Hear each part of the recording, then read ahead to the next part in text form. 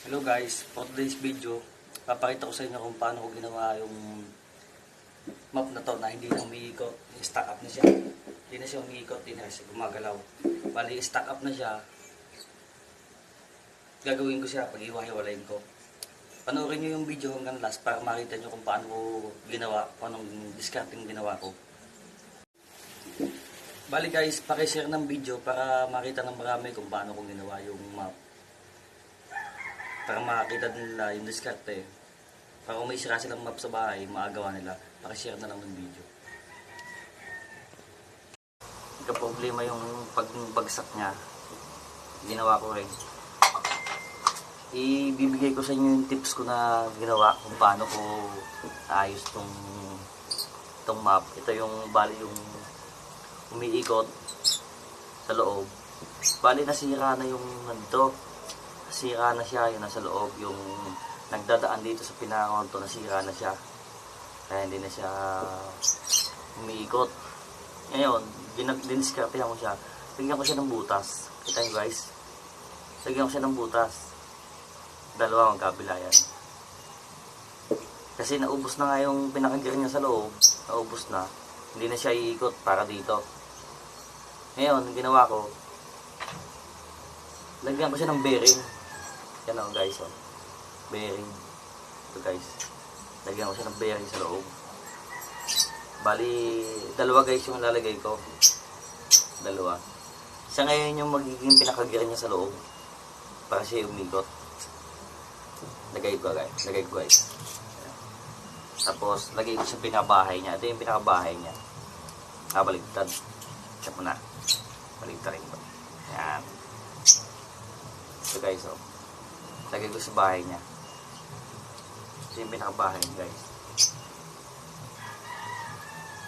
Tignan nyo, guys. No? Umiikot na siya.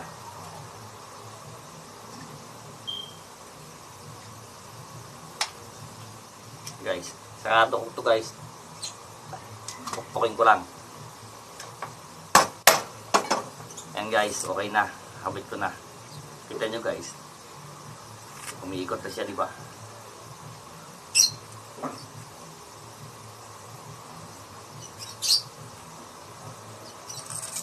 Diba guys?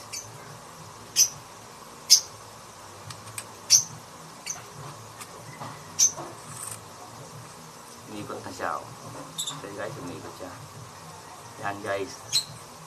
Yan yung sa mga sira yung map na ganito. Ito yung gawin yung diskarte. Yung ginawa ko. Papakita ko ulit sa inyo yung paano yung ginawa ko.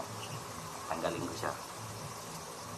Ito guys, yung tanggalin nyo yung nasa loob ng map mismo. Yung nasa loob ng mga bakal niya, ito mga bakal, ito, sama.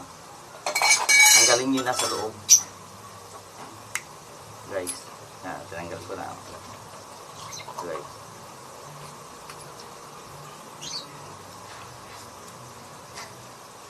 Yan guys, oh. Albiring. Ito na, ulog. Ito guys, yung lalagyan mo naman.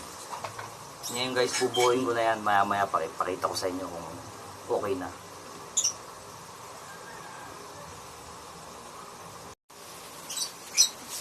Bali ito guys, bubuoyin ko na. Nakabit ko na isa-isa. Kaya kailangan tama lang yung pagkabit. Ito, lagyan natin ng kaunting langis. Yan, ito langis to. Kaunti lang. Yan, okay na yun guys. Tapos, pasok natin ito. Okay, so, pasok natin dito. Na, lagay natin yung bearing.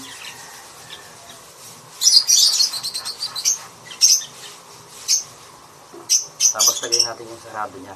Ibabaw. Siyempre, kailangan natin pukpin. Ayan guys, sarado na siya. Ayan guys, oh. Ayan. Ayan guys. Bali, kakabit ko na siya dito.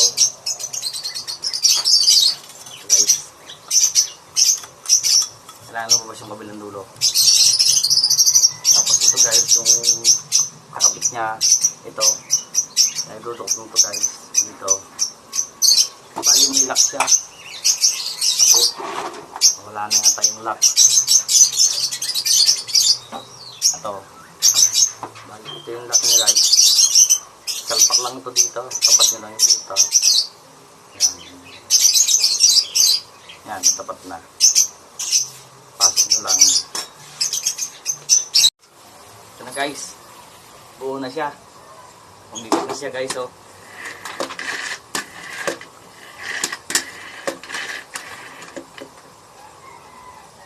Guys, dun sa may mga sirang map na ganito, gantong map na sira, huwag nyo siyang itatapon.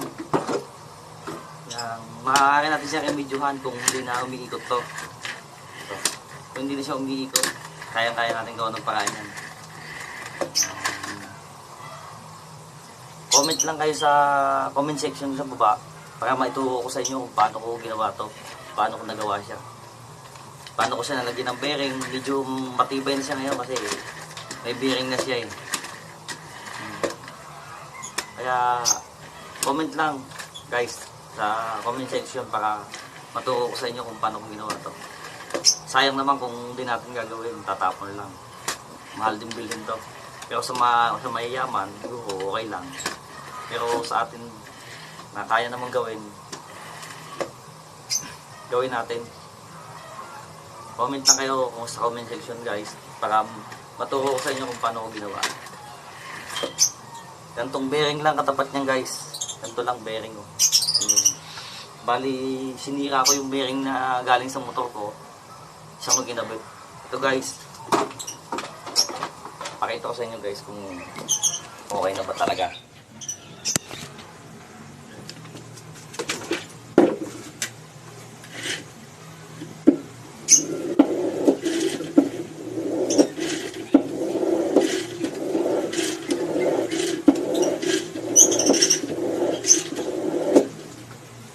Guys, okay na.